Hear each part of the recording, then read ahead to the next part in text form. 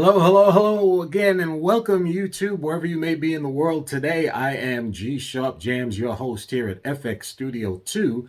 And today's video, we're going to take a step back here. And this is really geared for the beginner and somebody who's interested in learning a little bit more about the different types of polar patterns within microphones.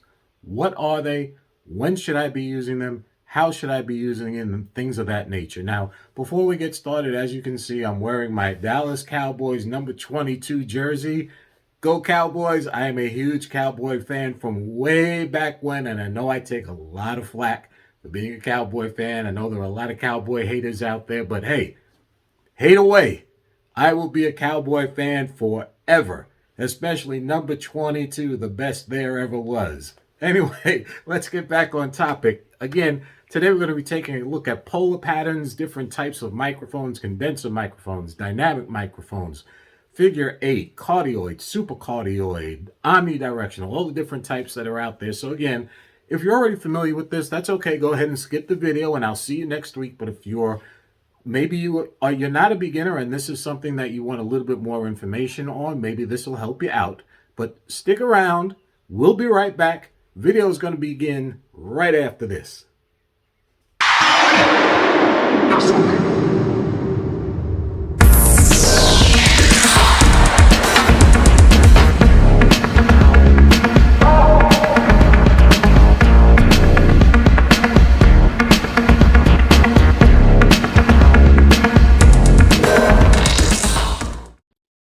Okay, so let's go ahead and get started. And to begin, just understand that there are numerous types of microphones and each is going to have their own unique specialized use.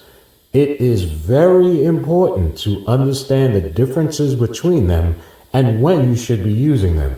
So let's start with a quick breakdown of the individual types. You have condenser, you have dynamic, and then you have cardioid, supercardioid, omnidirectional, Figureeight, ribbon, small diaphragm, and large diaphragm. So you see there are a lot of different types of microphones. Now the question is, obviously, what's the difference between all of them? Well, let's go ahead and get started with the cardioid. These microphones, the cardioid mic, should be used when you want to focus more on the sound coming directly into the front of the microphone and the sides, but not so much of the sides as the front. And you want to remove background noise or other instruments that may bleed into the microphone.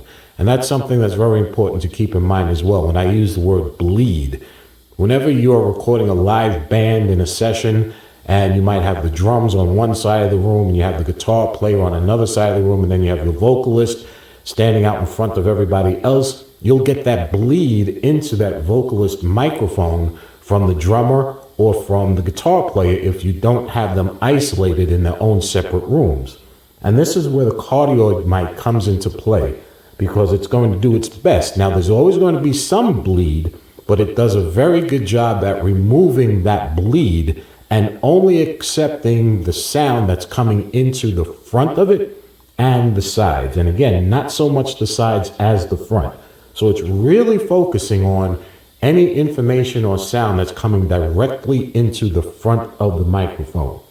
So that said, they're best used for lead singers, as I just said, or where a lead singer is accompanied by, say, an acoustic guitar or a piano that's in the background so that it's rejecting that background sound. Now, of course, as I said, there's going to be bleed, but the bleed is more bearable and easier to work with when using that cardioid microphone. Then you have the big brother of the cardioid microphone, which is the supercardioid mic. As the name implies, these mics are more powerful at rejecting sound coming into the mic's sides. However, and keep this in mind, this supercardioid microphone is more sensitive to the background noise than the cardioid, so there is a trade-off. So, when would I use this type as opposed to the cardioid microphone? Well, simple. When you're trying to isolate a vocal or other sound. because again, it is more powerful and more focused on isolating a sound than the cardioid microphone. However, it will pick up more of that background noise. Next, you have the omnidirectional microphone. And again, as the name implies, it picks up sound from all directions. Now, these type of microphones are great for room mics where you might want to capture the entire atmosphere, or the total atmosphere of the room where you're doing the recording. However, and keep this in mind, if you use an omnidirectional microphone for say 2 or 3 vocalists, because you have the vocalist surrounding that microphone in maybe a circle or a semicircle, and that's a good use of the omnidirectional microphone. But keep this in mind, because it is omnidirectional and it's going to pick up sound from all around.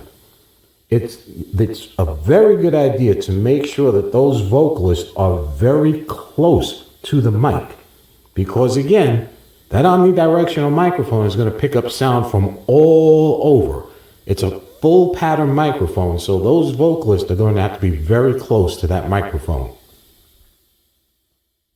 Next, we have the Figureeight microphone, and let's take a look at the image that I have there on the screen. And this one is really simple to understand. As you can see, the Figureeight microphone is basically two-sided, so to speak. And that's because they are used to pick up sound, hitting them from both the front and the back, or you could say 2 sides of the microphone. These make them perfect for recording 2 vocalists at the same time. One on one side of the mic, one on the other side of the mic. Basically 2 vocalists facing each other, singing into the same microphone. It's really pretty much that simple. Figureeight's probably the easiest of the polar patterns to understand. Now, before we go on, just a word about the different choices of microphones and everything that we've discussed so far. And I want to point out in particular the AKG C414.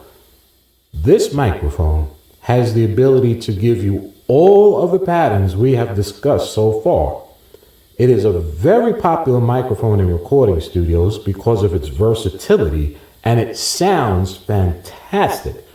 Personally, it is my go-to microphone for a lot of different applications, especially vocals, because it just sounds great. It's nice and crisp and clean and clear, and it just adds that added dimension to that vocal.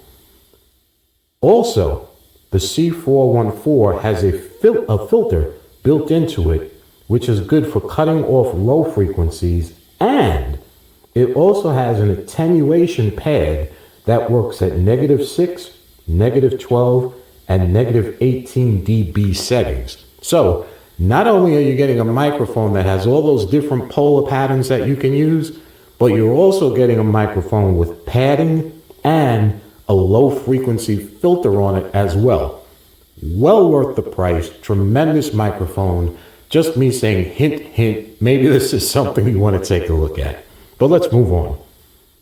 We've discussed condenser microphones, we've discussed omnidirectional, cardioid microphones. Let's take a look at the differences within them, in particular, the large diaphragm versus the small diaphragm. Now, large diaphragm microphones are referred to as side address. That means that a vocalist, for instance, is going to sing into the side of the microphone. Whereas a small diaphragm microphone, you're focusing on the top of the microphone. So as opposed to the large diaphragm microphone where a vocalist would sing into the side of it, a vocalist is going to sing into the top of the small diaphragm microphone. So that's where the source of the sound will go, to the top of the microphone with a small diaphragm microphone. Large diaphragm microphones are also more sensitive to low frequencies, whereas small diaphragm microphones are more sensitive to high frequencies. Thus, small diaphragm microphones are best used for acoustic stringed instruments, such as an acoustic guitar or a violin. Now, a perfect example of this is the Shure SM81, and it's great for using on acoustic guitars. It's one of the more widely used small diaphragm microphones when recording acoustic guitars in studios. It's just an all-around workhorse, and the thing sounds great.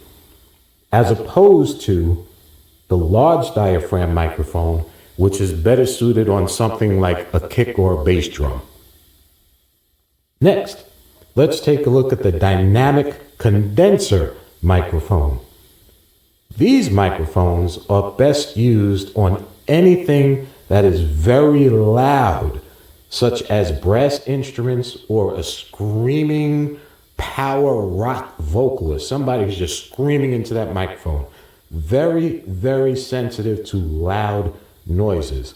These mics, again, have that low sensitivity to high noises and high amplitudes, which make them great choices when you're miking a guitar amp. Now, before we wrap up here, just wanted to touch on two quick things. This is something that I've seen happen all too often in a studio, and it drives me crazy every time I see it. For some strange reason, vocalists and or inexperienced audio engineers do the same thing. It just seems to be a bad habit when they're doing microphone checks before they start the recording session. And again, for some strange reason, they just love to blow into the microphone. People, please stop doing this, especially with condenser mics, as it will eventually, and I promise you, it will eventually ruin the diaphragm within that microphone. It's just not a good habit. If you're a studio owner and you've got a vocalist and he's stepping up to the mic and he's tapping on the mic or he's blowing into the mic, do yourself a favor, tell him to stop, because he's going to ruin your microphone sooner or later. One other thing I wanted to point out before we wrap up is the idea of off-axis rejection. And what exactly does that mean, off-axis rejection, when we're talking about microphones? The question comes up a lot. I've had a lot of people ask me the question, so now that I have this platform, let me go and answer it for as many people as I can.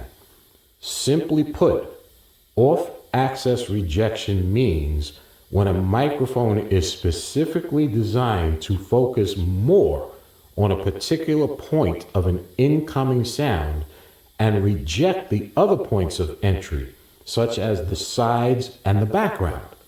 So simply put, if you're saying that this is a off-axis rejection of the sides or the backgrounds or the back microphone, it's focusing more on the front and it's rejecting the other patterns coming in from the sides or from the back.